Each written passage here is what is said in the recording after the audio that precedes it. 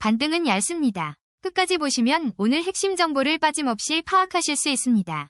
오늘 리포트의 핵심은 코인 시장이 다시 오른다, 아니다, 이 단순한 이야기가 아닙니다.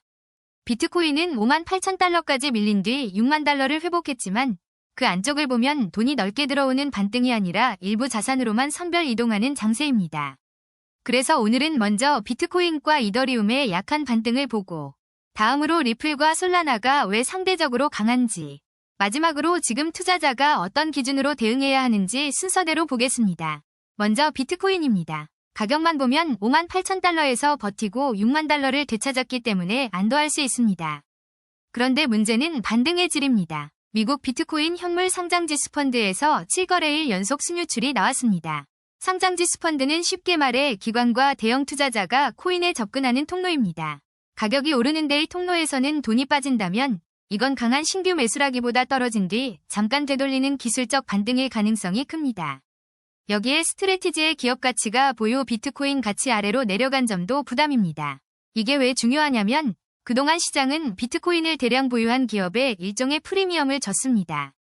그런데 그 프리미엄이 사라지고 오히려 보유 자산 가치보다 회사 가치가 낮아졌다는 건 비트코인 보유 전략 자체에 대한 신뢰가 흔들리고 있다는 뜻입니다.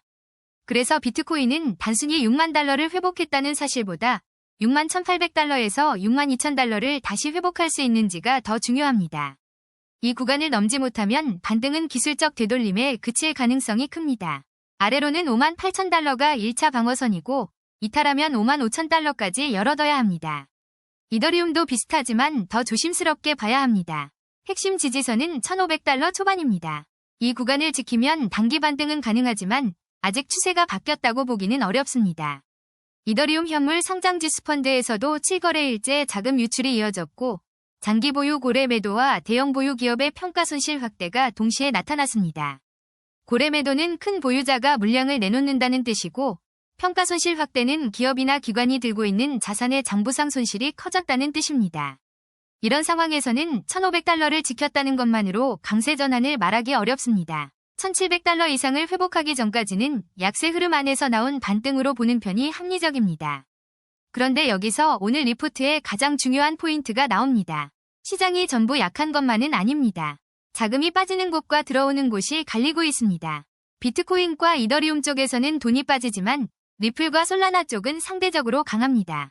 쉽게 말하면 투자자들이 대형 자산 전체를 무조건 사는 구간이 아니라 규제 명확성, 실제 사용처, 생태계 성장성이 보이는 자산만 골라 담는 흐름으로 바뀌고 있다는 겁니다.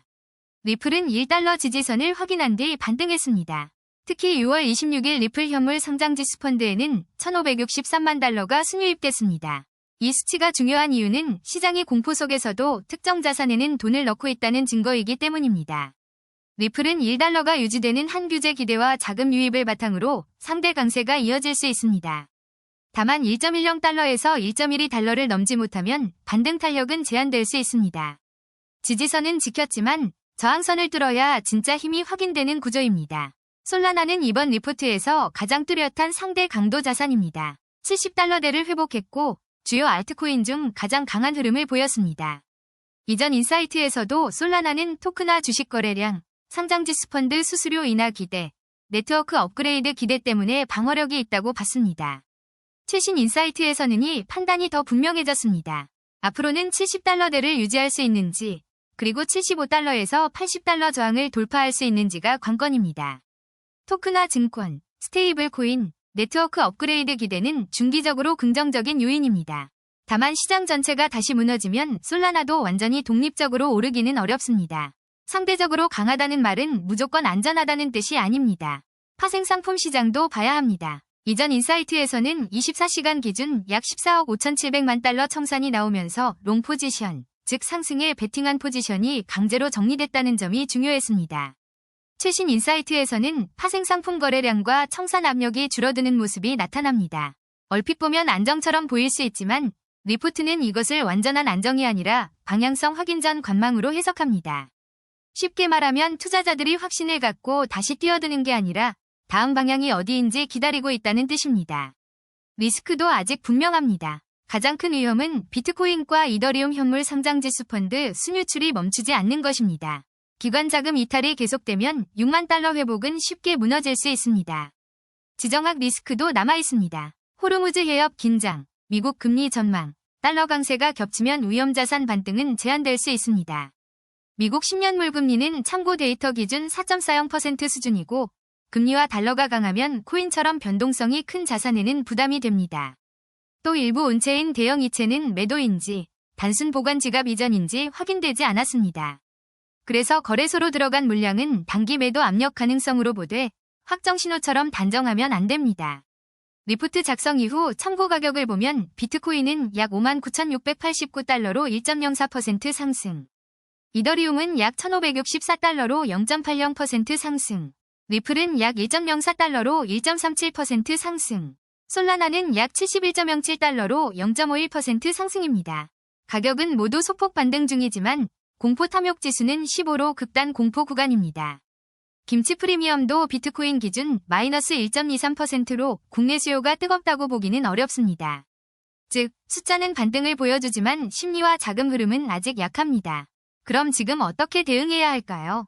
첫째, 비트코인은 6만 달러 안착과 6만 1,800달러에서 6만 2,000달러 회복 여부를 확인해야 합니다. 못 넘으면 추격 매수보다 관망이 낫습니다. 둘째, 이더리움은 1,500달러 방어가 핵심이고 1,700달러 전까지는 추세 전환으로 보지 않는 게 좋습니다. 셋째, 리플은 1달러 지지와 1.10달러에서 1.12달러 돌파 여부를 봐야 합니다. 넷째, 솔라나는 70달러대 유지와 75달러에서 80달러 돌파가 확인 포인트입니다. 지금은 많이 빠졌으니 아무거나 사는 장이 아니라 자금이 실제로 들어오는 자산과 지지선을 지키는 자산을 구분해야 하는 장입니다. 분할 접근은 가능하지만 손절 기준 없이 공격적으로 들어가는 구간은 아닙니다. 이 영상은 투자 정보 제공 목적이며 투자 판단의 최종 결정은 반드시 본인이 해야 합니다. 구독과 좋아요로 다음 흐름도 함께 확인해주세요.